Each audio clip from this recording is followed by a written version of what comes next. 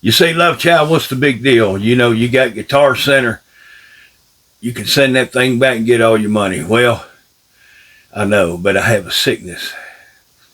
And I have a sickness some of y'all understand. It's like rhythm. Either you got it or you don't. I can't explain it to you. I can't teach it to you. But sometimes these old guitars need a second chance.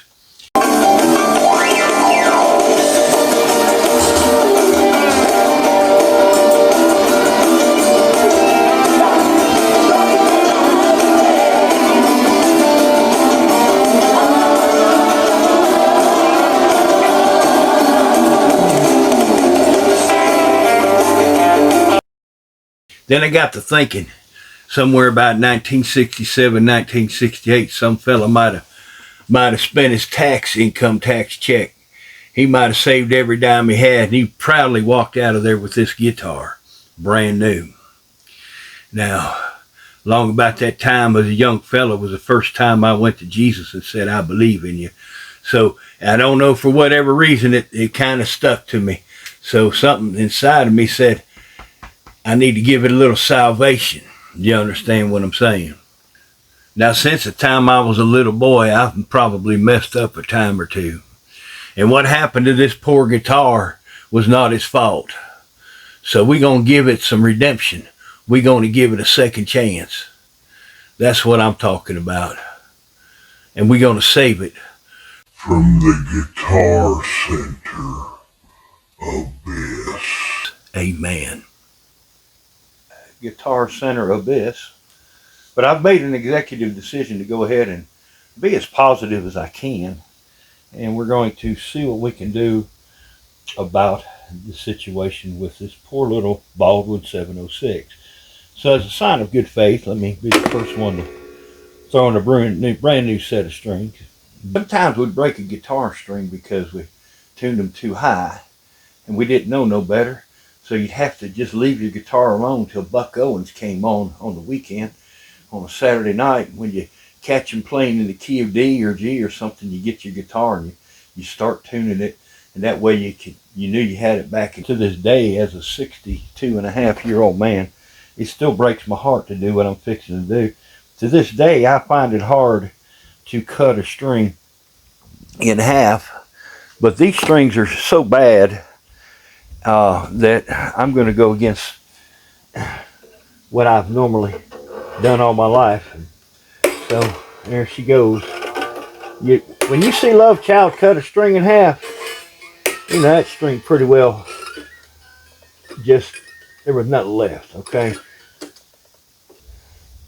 The biggest elephant in the room, this bridge, that tailpiece tremolo, that is broken. And as I showed in the first video, they've got it zip tied, and what brief time I spent having it tuned up, it was stressing the dog mess out of the screw. That's just, I'll be honest with you, whoever did not disclose that, it was a Guitar Center in Arkansas, and let me just say, if by some strange chance and people there ever listen to me, let me tell you personally, Love Child said you suck, okay? Basically, what I've got here, in essence, is a parts guitar. Guitar case was jammed so full of junk. I don't know why you would put this half a music stand inside the guitar case to go down and literally slam into the finish of it. But they, you know, that's what they felt the Lord had them do that day. You know, glass I've got to clean out of here. Down here, pieces of wood shaving and parts off the finish. Just the reason for all the glass is this little bag of goodies that I could have done without. There was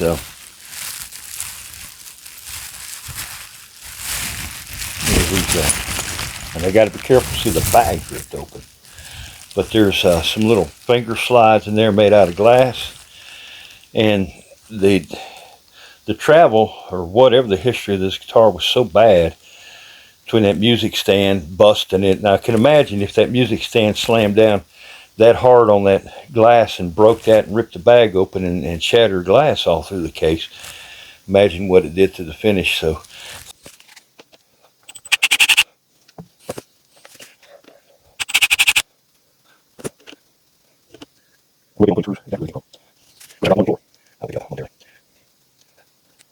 tremolo system. Not kidding with these power tools, be easy with it. Needless to say, that hole is completely stripped out from all of the wear that has been placed on this poor guitar. That one is not. So I've gotten in here with my pocket knife.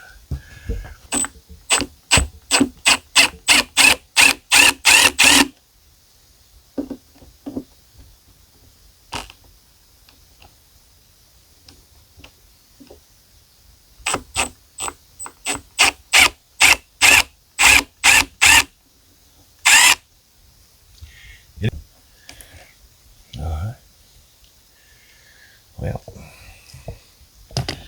you feeling a little bit more naked, baby? Happy to see that it's not in worse shape than what it is. And now we can fully see the beautiful handiwork and the complete transparency of the Guitar Center that listed a guitar as being good. Thank you very much. So anyway, my next procedure. That's a good looking view too. Y'all like the view of that? That'd make a good thumbnail photo. My next procedure is, you know, it ain't no wonder I'm so wicked. You say, well, love child, what made you that way? Was it Lisa Marie? No, Lisa Marie was a sweetheart, and don't you doubt it. Well, maybe Priscilla. No, Priscilla could never make me have the distemper I have in life. Now, there was that one time I asked Ann Margaret to marry me, and she used the excuse my daddy was still alive and that he wouldn't approve of it. Now, that did hurt, but you know one thing that really got me upset? You see right here, I took this piece of tailpiece. Where's my ex-wife at? I took this tailpiece down to the welding shop and said, can you please weld this thing for me ASAP? And the welder looked at me and said, you dummy, it's made out of plastic.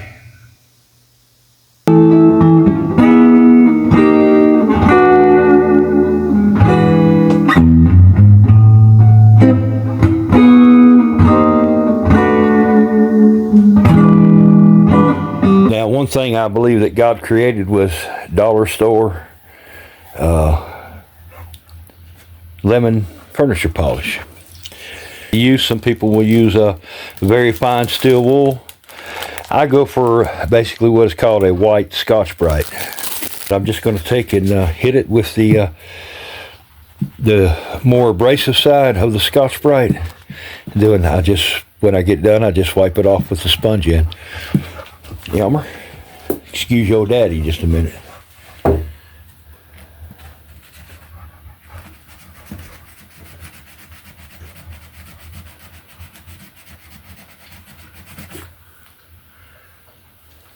You can already see where it's taking a lot of stuff off.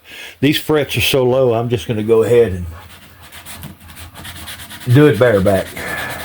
You can already see a difference between that one and this one.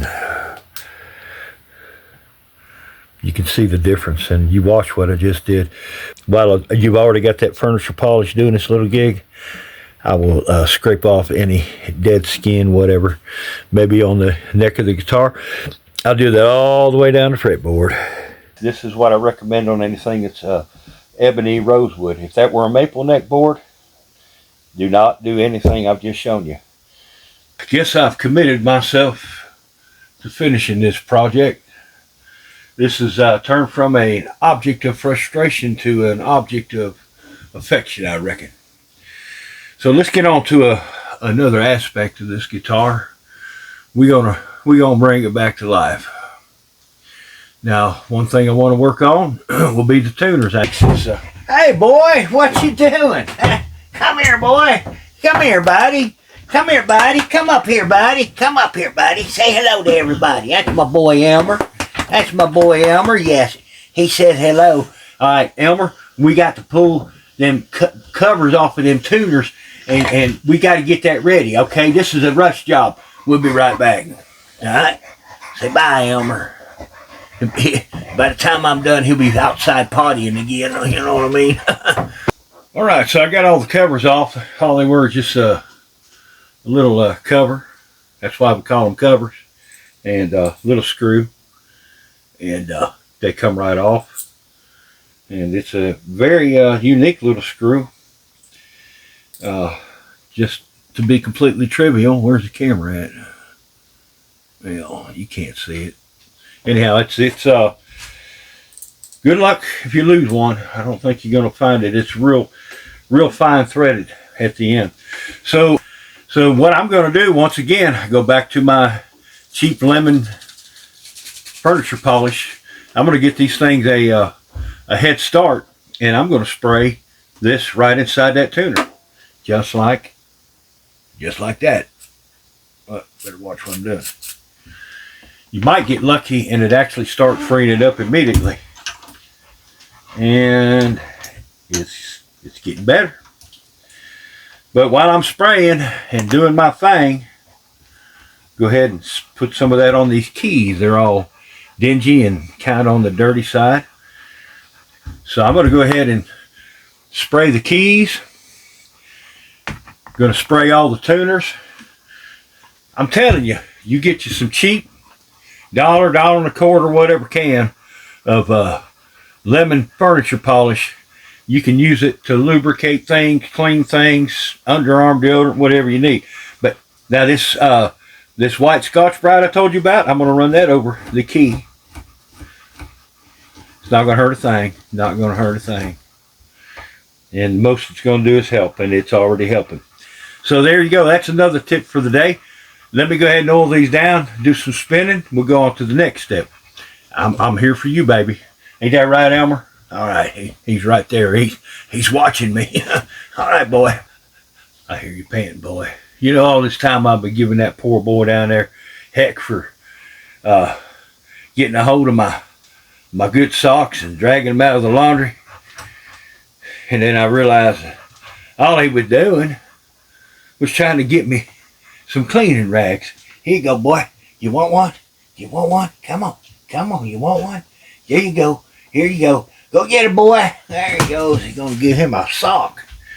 So anyhow, all them old socks that got holes in them, or your dog got a hold of them, now you got a reason. They got a reason. They can be repurposed. And so therefore, let's repurpose them. Going to clean off all these little tuners all nice and pretty. One thing I've noticed about this guitar, and I think I mentioned it before, is they tell me the body was made in Italy and the neck was made in New England, in Great Britain, England, whatever, United Kingdom. Hey there, Kevin. Kevin's over there in the United Kingdom. He's a friend of mine. He watches old Love Child do his thing. But you can tell the difference between the finish on the body and the finish on the neck. It's much thicker on the body. You can just tell by the feel and consistency of it. So anyhow, thanks to Elmer, I got some good cleaning rags right here, and I've got those keys just they're getting happy. All right, this is probably going to turn somebody on. I figure that dude who packed this guitar, he's already stuck it to me once. Maybe this will put him over the edge. But now what I'm going to do is I'm going to get the Vaseline out, baby. Any of you guys that and girls that do any mechanic work, I've got a trailer sitting in the back that I've had all over the country, everywhere from Florida to New England to Texas, and I've never changed a wheel bearing in the thing. all I ever do is I check the wheel bearing, make sure it ain't bad, and then if this were the wheel bearing cap, I just cram a bunch of grease in the cap, throw the cap back on every couple of thousand miles and keep on stroking. Well, we're not quite going to do that, but we're going to similar do that. What I recommend, you do what you want to.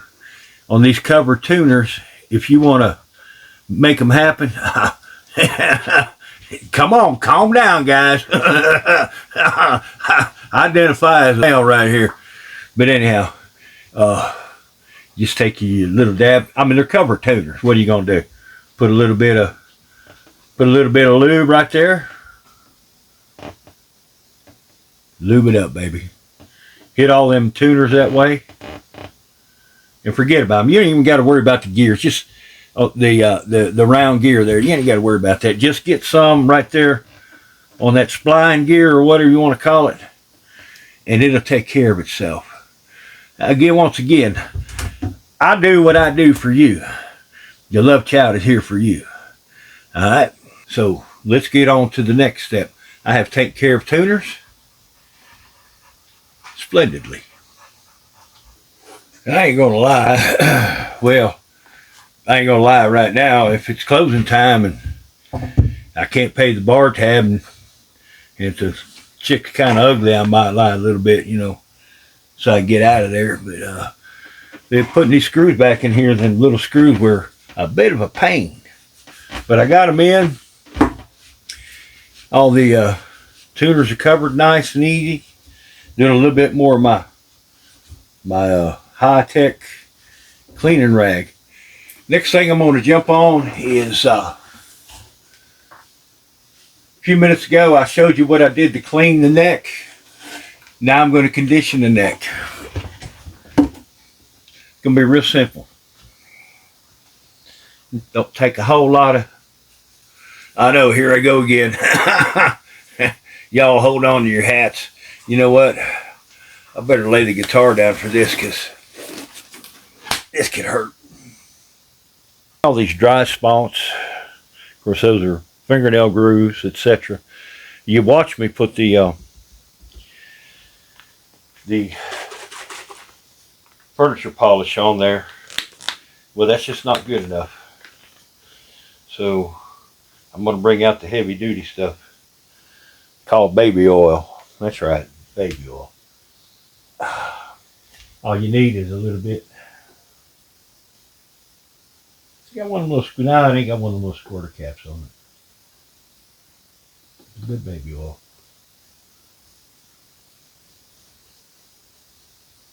Want to rub it in there a little bit. Get it above that 0 fret. Pour some more out.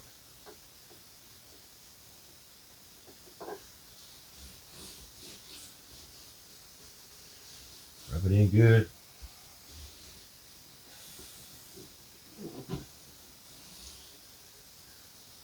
Make sure you get good coverage. You don't need it dripping. Just get it good moist.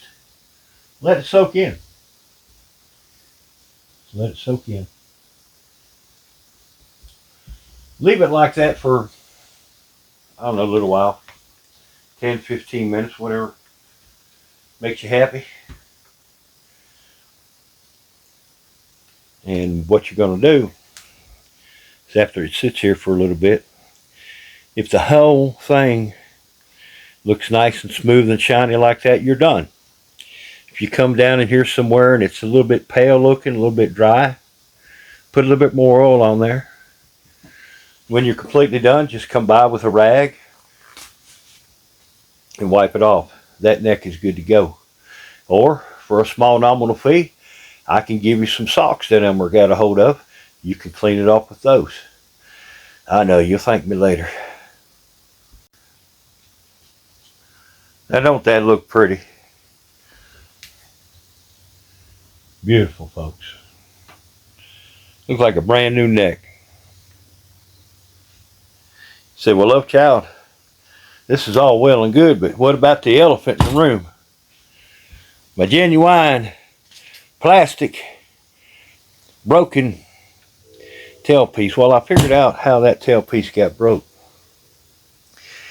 I just can't say 100% sure when it got broke, but somebody got funny. I'll explain to you in a minute, but in the meantime, just look at that beautiful neck. You say, well, love child, what are you going to do about that tailpiece? Well, I got something fancy and new on order. It'll be here any day now. I'm having it shipped Pony Express or anything close to it. So let me show you a little investigation.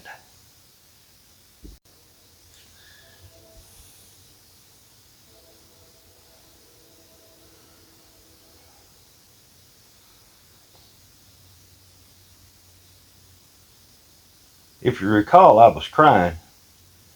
I've been doing a lot of crying in this video. And I was proud that I was getting a Baldwin case. But if you notice, a little nick there, it's not a big deal. But look at that nice hump. Well, you know, I was talking to Ray Charles, and he pointed out the fact that where that hump is right where that bridge would have sat on that guitar. And then, of course, I was whining earlier about, you know, the glass that was broken inside the case, that was inside that bag. And, of course, our beautiful music stand. Well, and then got this piece of wood or whatever. Well, that matches the wood that's missing out of the body on the guitar. I ain't saying nothing. I just seems kind of funny to me. And then as I look at the little zip tie on there, I can't really tell if that's been on there a long time or not. And then I did notice when I acquired the purchase, it did take about 2 days before they actually got it ready for the shipper. So it is what it is, but we on the bigger and better things. I just figured I'd point that out to you. Everything that glitters ain't necessarily diamonds. Ain't that right, Elmer? That's right.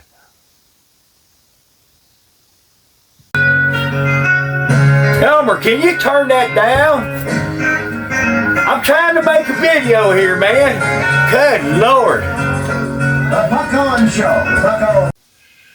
Well, the things I got to do to keep peace around this house, it seems my boy Elmer, he's a big Buck Owens fan, and Buck Owens was using a microphone like this tonight on his TV show, so I had to stop and watch it with him. But, you know, I love my boy, and you know, he could be listening to some other kind of junk, so I'm trying to split my time up between this video and my family life. But I'm doing the best I can, which has put me in a valley decision because I don't know what to do. This video is going to go a little longer than what I want. Other than that, I'll have to do a part 3. But I thought about it, and I asked Elmer. He said, Daddy, just go for it. Let's finish this guitar in one video. So I apologize for it being so long. And if I'd shut up, I could keep on going. So this is it. We're going to finish it in this video. If you ain't got time, please shut it off and come back later. Don't forget to like, share, and subscribe. Don't do it for me. Do it for my boy, Elmer. Test 1, 2, 3. Can you hear me? Sound check, sound check, sound check. Oh, baby. Well, love child, what are you doing? Well, I'm doing what you call a test patch. Really? Oh, yeah. I'm doing a test patch. This is not my first rodeo. I've had 1 or 2 others in life. And this is what you call a test patch. I've already tried it once. I'm trying it again. I'm putting a fingernail on it.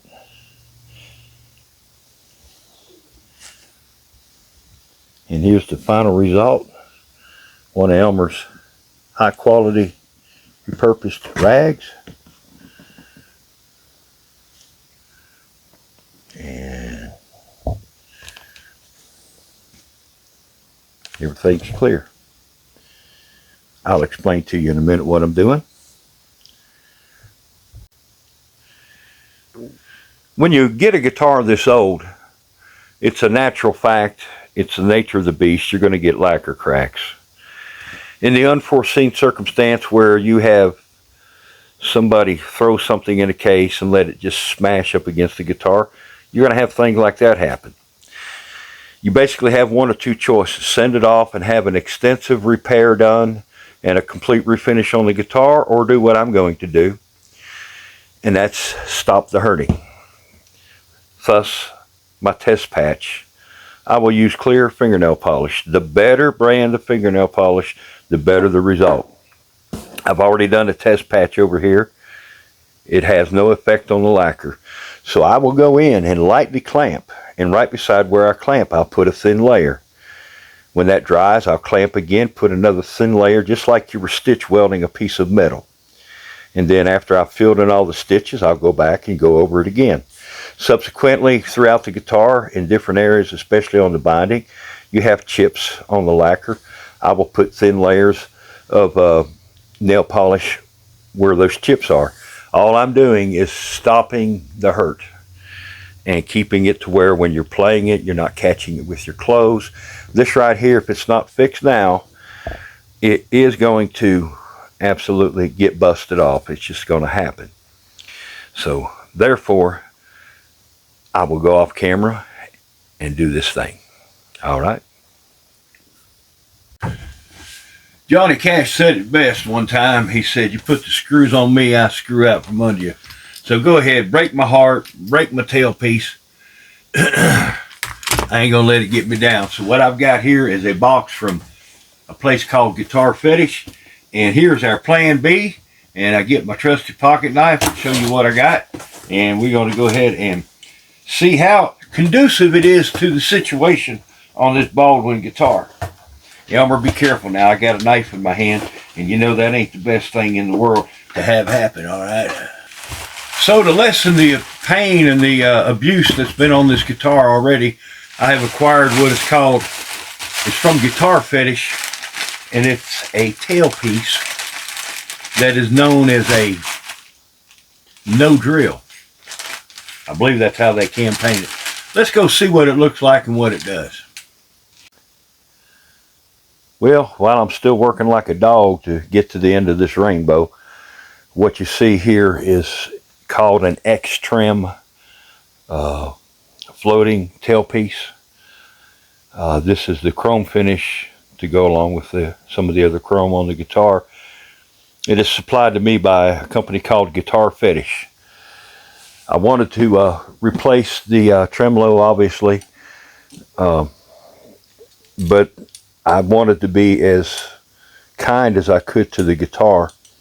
And this is actually a very nice little tremolo. It's going to, I believe, work very well for this guitar and not be as intrusive to the poor guitar. It's been through enough. So I'd like to give a shout out to Danny's Hog Shop. I went by there today, and he supplied me with, well, we stole a grommet off of a Harley Davidson. And so I'm going to put that grommet, I already did, put it in the tailpiece so that I can apply it to the hole on the guitar. Right there, you can see where the ground wire is. We leave it like it is. And there's the hole where the screw will go in, where the strap button goes. And I'm going to try it this way. If it's suitable, I'll just leave it at that. Worst case scenario, I will go down in here, right here, and put in two different holes, fresh holes. But from what I understand pretty well, the one screw, and this is a long screw that came with this Baldwin. This one screw should be enough. I think we're going to like this. Again, it's a very simple design. When you get it, it comes with two different springs that will go in here. And I've seen guys that have put these on Les Pauls, etc. And again, for the money and for the simplicity of it, I think it's going to be a winner. Now, the reason I'm using the rubber grommet is so that it's just a little thicker than what the tremolo system is itself. I've also added another washer. I'm not sure what I stole that off of, but I've added another washer. And that washer would just go down and compress that rubber grommet, and it'll give it a good snug, tight fit, and it won't damage the poor guitar any more than what it's been. So I'm definitely liking this tremolo system. As I tighten the screw down, I did notice it's probably going to be to my benefit to go ahead and put a screw in each of these top holes to give it more stability. But the tremolo itself, it's nice. It's jammed up. It's a good looking thing. They give you two different tension springs. This one was sitting inside of it, and this one or whatever. And they've even supplied screws that I can put into the guitar. So that's class act. When it comes time to string it up, there's just string through. Very simple, self-explanatory. And these little paper things that tell you what knob does what. There's probably not a lot of guitars that those still exist. So I'm going to take these off, and someday some young fella, when maybe it's worth more money to restore this guitar, he'll actually have those. And I'll put them in a neat little bag, and they'll stay with the guitar. And maybe 20, 30 years from now, they'll be a rare item that somebody will appreciate having. So something wasn't sitting right with me, and I decided to go ahead and pull that screw back out, and going to go ahead and say what you want to, but I'm going to go ahead and dope it up with some thread tape, put it back in there, and I've already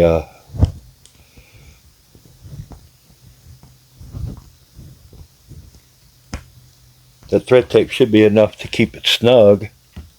And then I've gone ahead and used a center punch, punched out the two holes, and I used about the smallest drill bit that I own. If that gives you any reference, I went ahead and I'm going to go ahead and put those two screws in there. This poor guitar, it's had a rough life. Another thing I like about these tremolo, this tremolo here, is this arm. Some of y'all remember the old shovel head Harley Davidsons. It's got the nylon locking nut, and you remember them old shovel heads used to have those mylar nuts. Anyhow, that you want to make sure you tighten that a little bit to your liking, so that when you have it installed, it's not flopping around on you.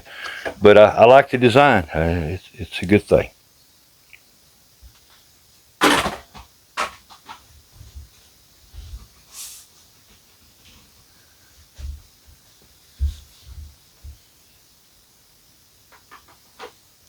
It's about that time, folks. I've done all I'm going to do for the day and for this lifetime, probably on this guitar. I'll say it once again, I'm real impressed with that tremolo. I believe it's going to work out fine. I like the way that, just in case I didn't laser sight the tremolo when I put it on there, there's enough give to where the strings will line up the way they need to be, and the way this bridge is designed. You don't have to be spot on, but it probably is spot on because I'm your luck child. Well, let's get these strings on here and pray the electronics have not suffered any major catastrophe, and I don't know, somebody wants to buy it, that's possible. See you in a minute.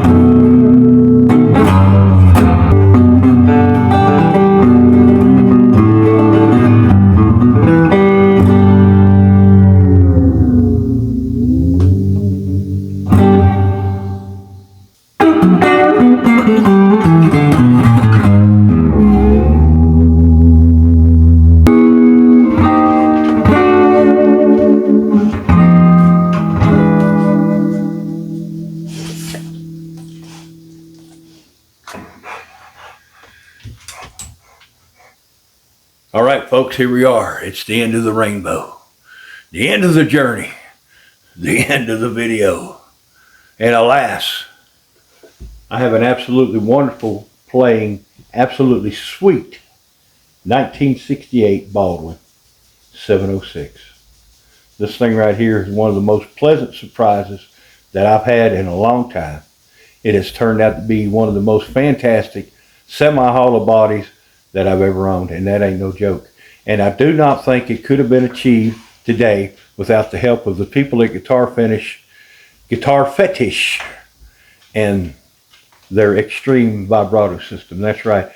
This here is the real deal. If you've got a guitar and you need a vibrato system, buy you one of those. They don't tear up your guitar. They're good to put on.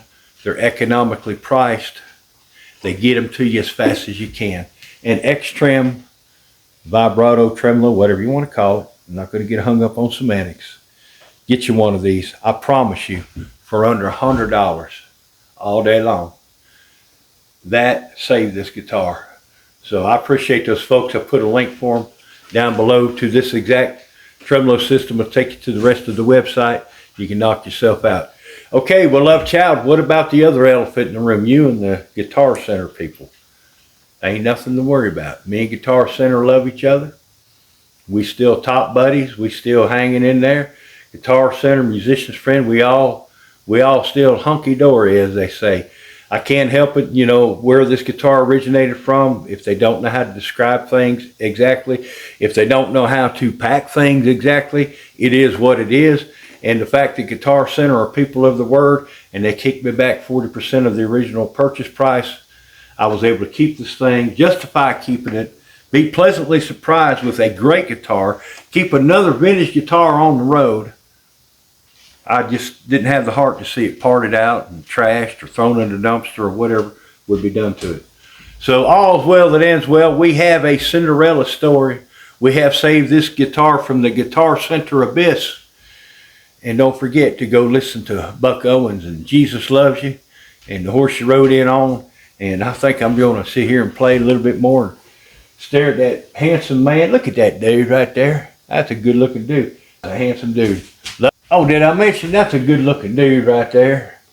That's a handsome son of a gun. Hey, I love you. Jesus loves you. Elmer, my boy dog, loves you. Don't forget to go listen to some Buck Owens and have a blessed life. If you need anything, holler at me. The Rockin' Hillbilly at yahoo.com. See you later.